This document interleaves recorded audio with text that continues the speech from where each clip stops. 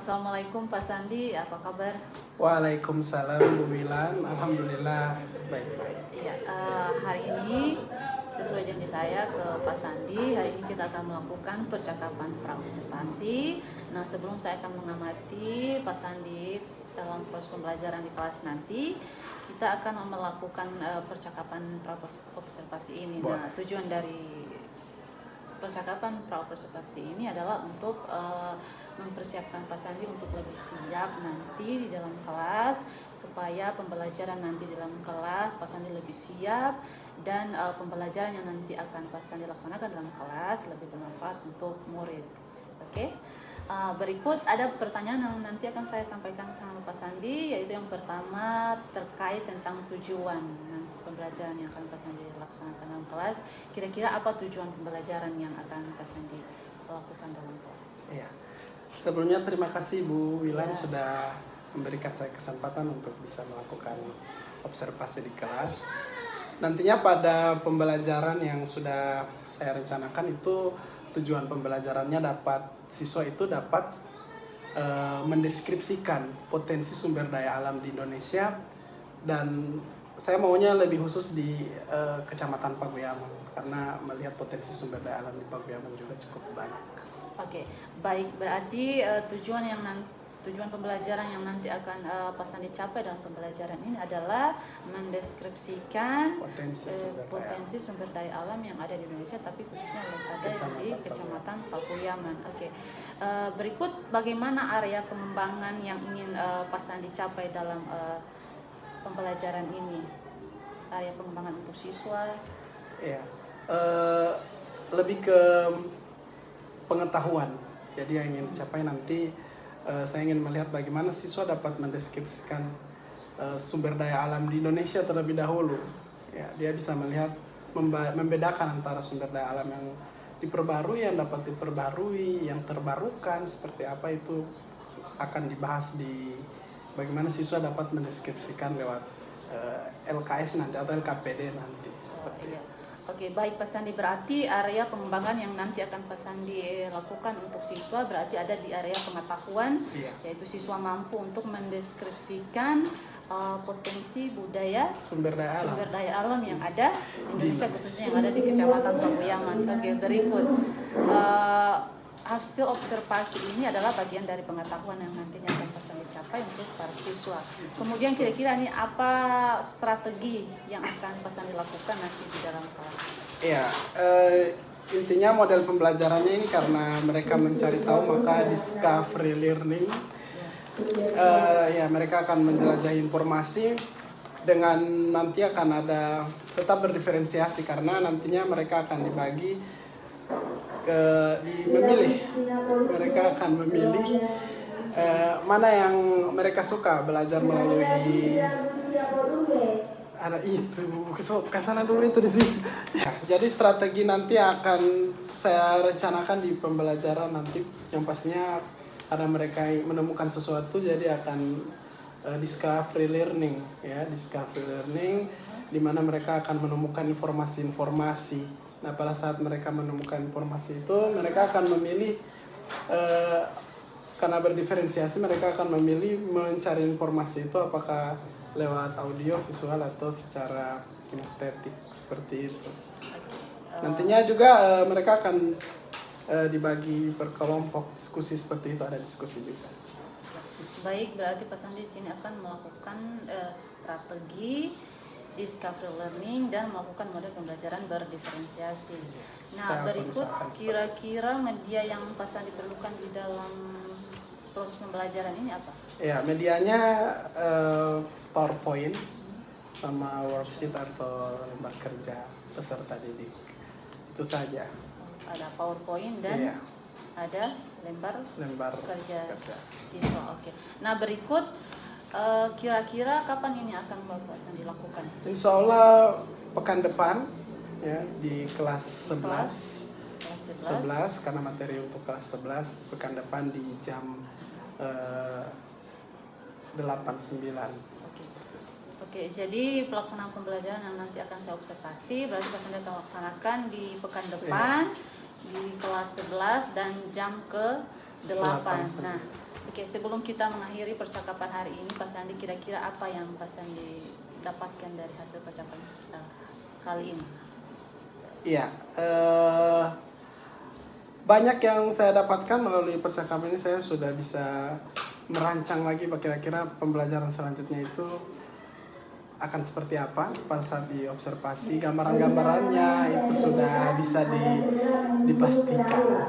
Begitu. Iya, terima kasih Pak Sandi Ya, atas sama-sama. waktunya sudah bersedia untuk berbincang-bincang bersama saya. Semoga nanti ke depan, minggu depan di observasi kita akan bertemu dan saya akan melaksanakan observasi. Semoga pembelajarannya berjalan dengan lancar. Oke, terima kasih Pak Sandi. Ya, sama-sama.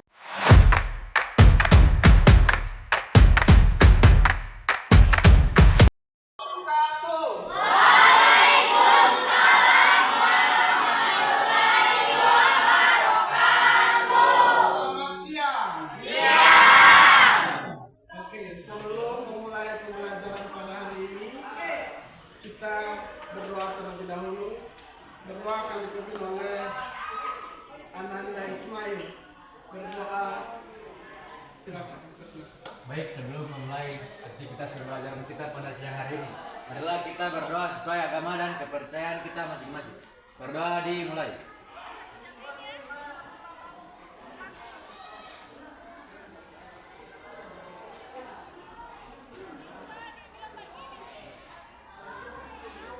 Berdoa selesai. Absen dulu, Adelia Ahmad, Adeline, Adrianto, Alda, Aliansa, Al-Makfira, Aliansa Adnan, Kita, Alis, Ria Imut. Untuk supaya lebih semangat lagi, saya akan tanya dulu salam hebat ke kelas 11. Kau usahakan bisa dapat dengar dari sini sampai di gunung sana. Apa kabar 11A hari ini? Luar biasa! Kamu hebat, kita semua!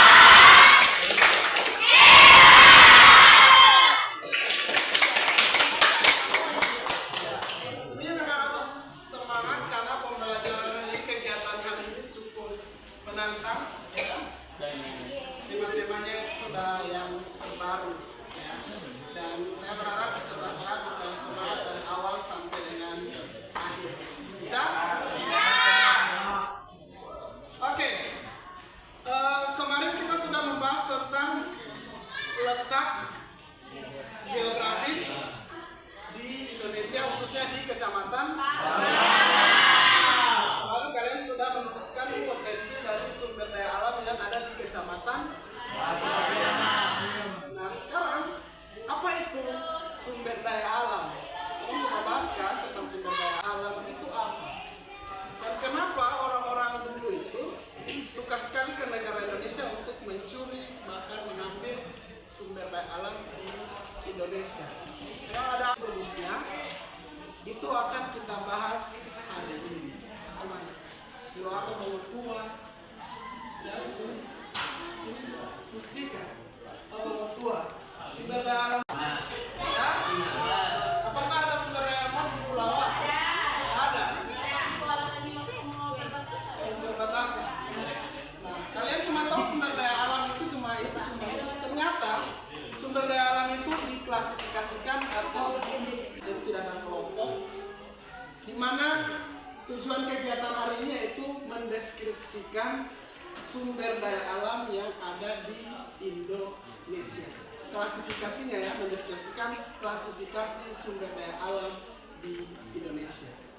Pada hari ini di sini kalian lihat ada dua space atau ruang tempat, ada laptop dan yang sebelah yaitu adalah tempat duduk. Di sini tempatnya ada dua, yaitu tempat visual. Saya menamakan tempat visual, dan di sini tempat audio visual. Kegiatan kali ini adalah kalian akan mengumpulkan informasi sebanyak mungkin tentang klasifikasi sumber daya alam di Indo. Tertib yang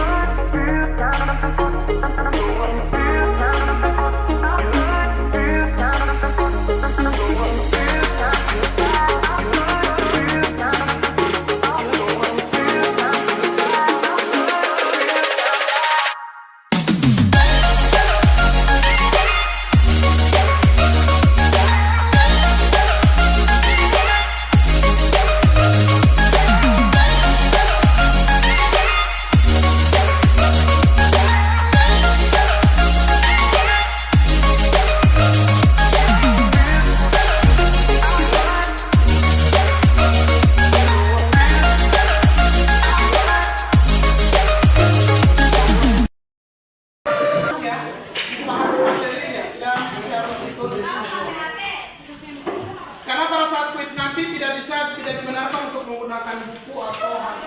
Jadi betul-betul kalian harus isi sesuai dari kemampuan. Yes, tidak bisa. Jadi sekali lagi dipahami informasi tersebut.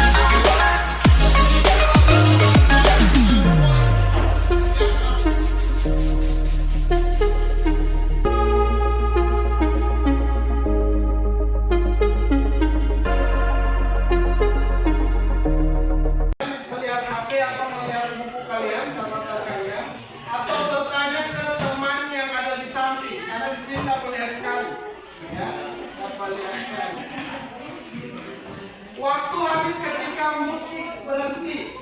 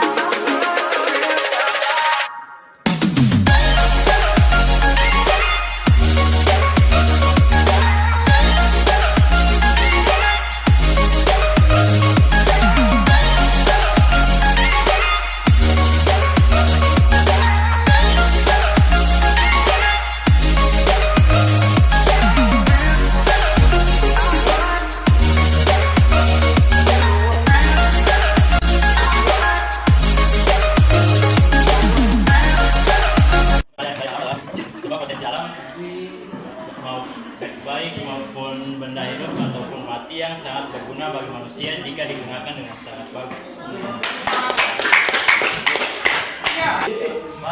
Nah, kita bedakan dulu apa itu yang dapat diperbarui dengan yang tidak dapat diperbarui. Siapa yang bisa membedakan?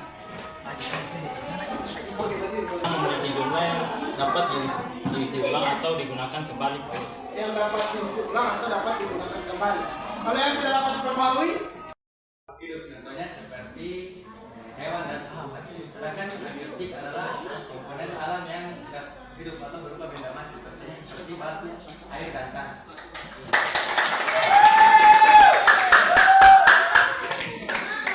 ternyata mau tahu jalan hari ini geografi tantangannya hari ini seperti apa?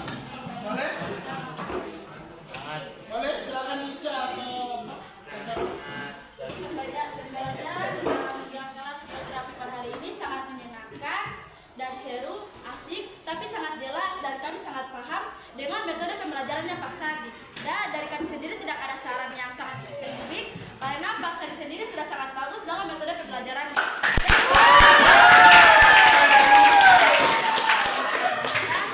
Dan kali ini kami belajar dengan metode pembelajaran yang begini dan sangat seru dan asik.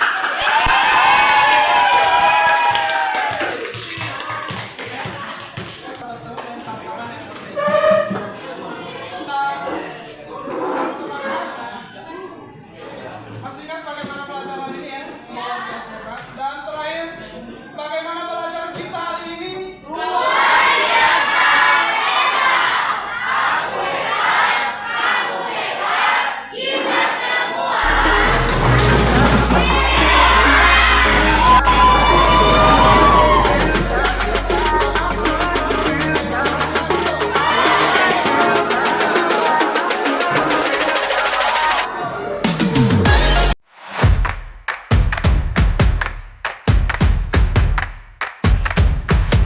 Ya, Assalamualaikum Pak Sandi. Iya, waalaikumsalam. Apa kabar Pak pagi ini?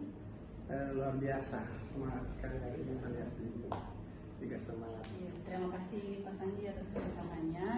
Nah, di pertemuan kita kali ini kita akan ngobrol, akan membahas terkait pengamatan saya apa nih Pak? Waktu observasi. Iya, waktu observasi proses pembelajaran Pak Sandi waktu di kelas. Kita akan membahas mungkin evaluasinya. Sebelum saya menyampaikan catatan saya, beberapa catatan saya tentang terkait proses pembelajaran Pak Sandi di kelas, kira-kira bagaimana perasaannya waktu setelah observasi sebulan lalu ya Pak, tanggal 19 Agustus. Pertama saya merasa senang dipercayakan dari beberapa guru dipercayakan untuk bisa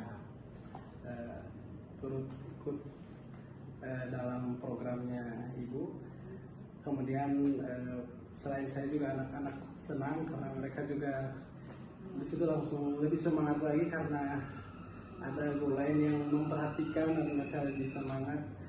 Di video juga kemarin mereka menyampaikan bahwa salah satu kegiatan terbaik yang merasa di kelas 11 itu yang paling mereka ingat adalah pada saat kegiatan bersama ibu waktu itu. Terus itu kan terkait anak-anak, perasaan anak-anak yang merasa biasanya ada satu guru yang mengajar, kemudian ada guru yang lain yang sedang mengamati. Kemudian bagaimana perasaan sendiri Pak Sandi ketika ada guru yang mengamati Pak Sandi, rekan sejawatnya Iya. Saya juga merasa lebih sama bersemangat juga karena ini bisa jadi bahan refleksi juga buat saya. Kira-kira apa yang sudah saya buat ini sudah tepat atau masih ada yang perlu ditambah atau ada masukan-masukan dari yang memantau pembelajaran saya. Iya, sekarang kita masuk di proses pembelajaran. Bagaimana menurut Pak Sandi proses pembelajaran yang sudah dilaksanakan di kelas itu? Ya, yang kemarin. Iya. Kalau saya sendiri merasa di pembelajaran saya itu selalu menyisikan bahwa setiap pembelajaran itu adalah kompetisi, bahwa setiap siswa harus menunjukkan yang terbaik di setiap kegiatan. Dan kemarin dengan adanya saran dari Ibu untuk melakukan berdiferensiasi, pada awalnya sebelumnya belum seperti itu, tapi Ibu menyarankan, langsung saya coba dan ternyata respon balik, feedback dari anak-anak itu bisa terbaca mereka semangat, dan buktinya pada saat saya tempel hasil pengumuman mereka lebih bersemangat lagi untuk mengikuti kegiatan selanjutnya. Oke. Itu terkait tadi model pembelajaran Pak Sandi yang di kelas sudah menggunakan berdiferensiasi. Ada teknik lain yang di metode pembelajaran yang Pak Sandi selanjutnya. Ya. Yang dikolaborasikan dengan diferensiasi. diferensiasi. Kemarin itu discovery learning, tetapi kemudian mungkin campuran-campuran yang lainnya, teknik-teknikal lagi yang kemudian ada kuis di akhir, dan selanjutnya mungkin akan ada lagi berdiferensiasi, cuma memang harus mau dilihat lagi kira-kira bagian mana yang perlu ditambahkan. Kan kemarin belum ada yang baru audio visual, mungkin akan tambahkan yang kayak kinestetik atau berreferensi lain yang sesuai dengan guideline siswa. Iya, setelah pengamatan saya bagus sekali teknik yang Pak Sandi laksanakan, terutama itu yang teknik quiz competition itu ya, itu saya lihat bisa membangun semangat siswa karena di situ ada kompetisi. Jadi poin plus dari pengamatan saya itu, saya melihat anak-anak ternyata antusias sekali dengan adanya kompetisi itu. Nah, dengan kompetisi itu tidak cuma 1-2 orang siswa yang berpartisipasi, tapi secara keseluruhan. Nah, kira-kira dari metode ini atau teknik yang Pak Sandi bilang tadi, ada hambatan tidak dari penerapan itu? Ya, untuk jujur pada awalnya itu mau jadi ini atau tidak, kayak gitu, masih ada pesimis sedikit. Tapi dengan mereka juga terbiasa dengan metode yang berkompetisi, akhirnya mereka mampu. Hambatannya mungkin untuk menyiapkan media seperti itu harus tidak langsung menjadi hari itu, tidak. Jadi harus ada persiapan sebelumnya, karena mulai dari set kelasnya, kemudian dia punya tes, dia punya video, media-media itu, dan peralatan-peralatan kelas itu mungkin yang harus direncanakan lebih awal, jangan terburu-buru. Iya, sepertinya seperti itu. Hambatannya mungkin lebih ke media. Iya. Jadi dari awal harus sudah rencananya untuk menggunakan misalnya LCD harus dipersiapkan dari awal agar proses pembelajaran bisa berjalan dengan lancar. Ya, itu tadi sudah tentang hambatan, kemudian solusinya. Kemudian ada beberapa catatan yang saya tulis terkait dengan pengamatan saya yang di kelas Pak Sandi, yaitu tentang diferensiasi. Pak Sandi ambil diferensiasi konten, karena ada dua ya kan, ada yang audio, ada yang visual. Iya. Dan hanya 2 kelompok itu. Kemudian catatan saya itu kan pengelompokannya secara pengelompokan besar, masuk di pengelompokan besar. Ya. Jadi ada beberapa siswa yang memang menunjukkan kurang partisipasi. Jadi tapi ada solusi dari Pak Sandi bisa berjalan mengelilingi siswa untuk memastikan bahwa ada partisipasi di setiap siswa walaupun ada di kelompok yang besar-besar itu. Nah, kemudian berikut itu ketertarikan saya tentang quiz competition itu yang bisa membangun semangat siswa walaupun di jam-jam terakhir, tapi siswa sangat bersemangat dengan teknik yang Pak Sandi sajikan. Kemudian juga di awal pembelajaran itu siswa diajak untuk teknik yang Pak Sandi sajikan. Kemudian juga di awal pembelajaran itu siswa diajak untuk melakukan yel-yel simple tapi bisa menyemangati. Kemudian di pertengahan juga Pak Sandi sudah membagi kemudian ada juga musik yang bisa membangun. Itu di catatan saya juga, penggunaan musik instrumen sebagai pembangkit semangat belajar siswa, walaupun bukan lagu, cuma bentuk instrumen tapi bisa membangun semangat siswa di jam-jam terakhir pelajaran.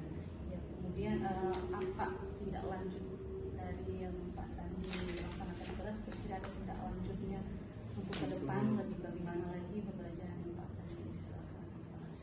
Iya, untuk kedepannya selalu saya berusaha untuk memberikan model pembelajaran yang lebih fresh. Soalnya di zaman yang sekarang mereka butuh yang seperti itu. karena pembelajaran mungkin sudah bisa lihat lewat TikTok, tapi ada kesan-kesan yang bisa ditanamkan di diri siswa itu. Karena sekarang kalau pribadi saya untuk melihat saya sukses mengajar atau tidak itu adalah ketika mereka bahagia melalui pembelajaran itu. Jadi saya masih cari metode-metode lain yang mereka akan terus berkesan itu pembelajaran itu. Iya, seperti itu. Terima kasih. Iya, terima kasih Pak Sandi sudah bersedia mengobrol saya tentang proses pembelajaran yang sudah Pak Sandi laksanakan. Terima kasih atas waktunya, terima kasih sudah memberikan pembelajaran yang sangat bermanfaat untuk siswa. Semoga kita next bisa ketemu lagi dengan kesempatan yang lain.